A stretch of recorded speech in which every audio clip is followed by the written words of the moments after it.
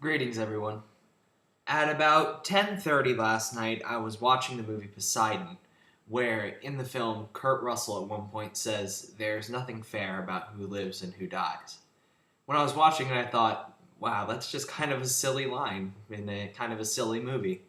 But as I went on the internet a few minutes later, I found out that that line was all the more evident of what happened because at about 10:30 last night, I found out that filmmaking legend Tony Scott had jumped off a bridge and committed suicide. Every so often, a news story comes along that just makes your stomach drop and your heart fall into your chest.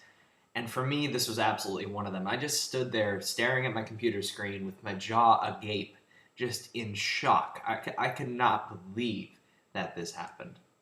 For those of you who don't know, Tony Scott was the director who did Top Gun, True Romance, Taking the Pelham 123, Unstoppable, Man on Fire, and a variety of other films.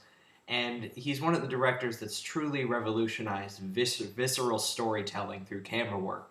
And he's also the brother of fellow director Ridley Scott of Prometheus and Alien fame.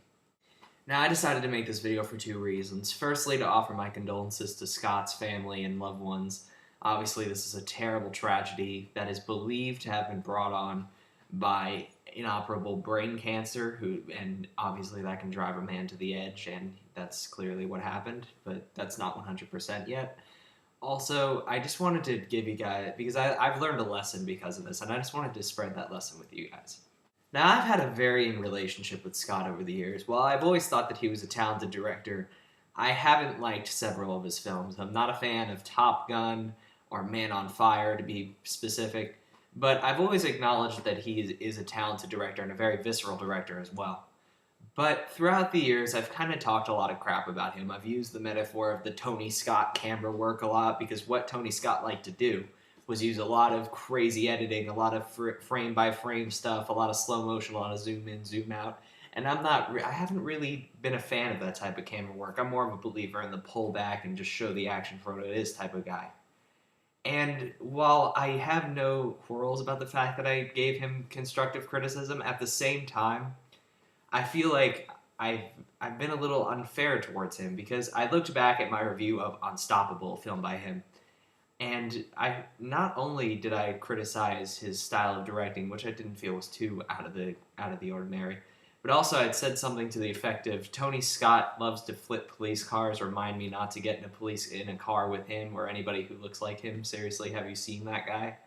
And I know it was just a little throwaway joke because the guy looks old, but now it just feels bad. I feel terrible about it just because I said something about someone who clearly had enough issues within himself to jump off a bridge. So I just wanted to share that with you guys. Whenever you feel like you need to criticize a director or an artist or anybody for what they're doing, don't ever go down low to the point where you're starting to criticize them as a human being, because that's not criticism, that's attacking. And through this experience, I've learned that.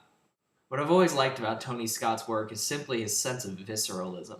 In each film, you just feel completely thrown in as a viewer, even if I've not liked a few of his films. Whether it be the Taking of Pelham 123, where you feel like crunching tension as you're that hostage on the train, Deja Vu, where you feel disoriented and confused and like Denzel Washington's character, or Enemy of the State even, where you feel like the paranoia and the technology that the government uses is so intense, and the amount of surveillance they use is just so palpable that you feel like Will Smith's character constantly looking over your shoulder.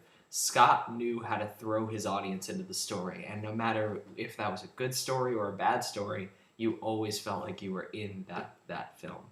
Finally, all I have to say in remembering Tony Scott is that I don't want people to remember him by his death. I feel like a lot of these celebrities that die young or die in strange ways, that is how they're remembered. Like, for example, Heath Ledger.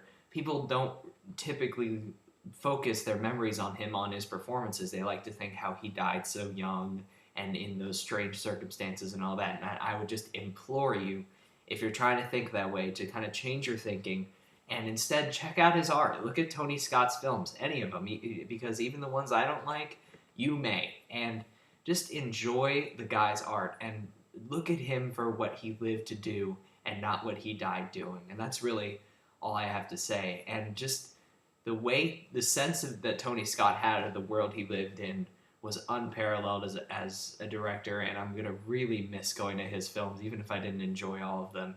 And that's pretty much all I have to say. See you later, Tony Scott.